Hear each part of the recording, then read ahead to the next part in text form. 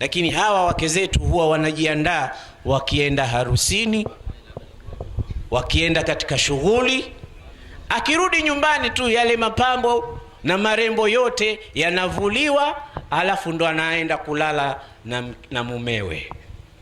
Madhahabu, mapete, tena anamwambia nisaidie, vuta huko, anavuta huko, anatoa kila kitu.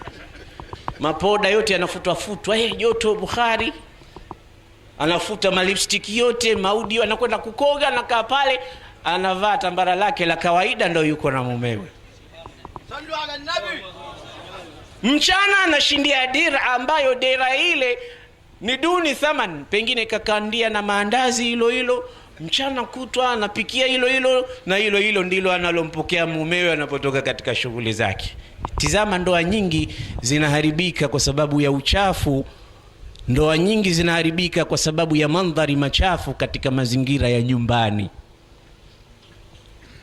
Mpaka nyoyo zinakuwa zinashiba, na moyo ukishakataa kupenda tena huwezi kulazimishwa.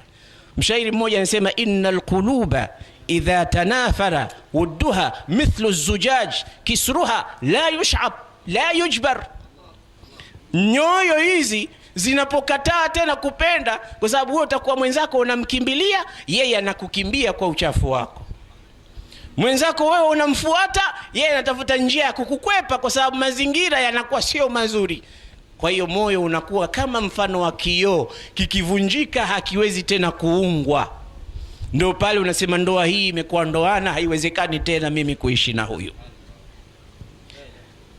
Sasa angalia vizuri mandhari yake, na angalia vizuri pua yake. La yashumanna minki illa atyabari, asivute asinuse nyumbani isipokuwa harufu njema ya udi na yasmini na vilua na aina zote za manukato ziwe wewe unatafuta ajili ya kumhudumia mumeo nyumbani. Leo utasikia harufu ya udi tu kukiwa na harusi, siku nyingine zote husikii chochote, kunanuka nyumbani badala ya kunukia. Utamwona mkeo anang'ara siku ile ambayo kuna nyumbani hapo anapokea mahari, na yeye ndo anakwenda. Hata njiani mnapokutana kwa bahati mbaya unauliza, huyu mke wa nani? Kumbe wako. Hukuzoea mandhari haya kule nyumbani, mmezoea kumwonea na makanga yake mawili basi, na ujue kuchagua nguo za kumridhisha mumeo. Na wewe mume pia, ukivaliwa nguo nzuri na kutengezewa mandhari mazuri na nyumba ikiwa inanukia, onyesha furaha yako na athari kwamba leo kuna mabadiliko, na angalau kila unapokuja unakuja na zawadi kwa kitendo kile.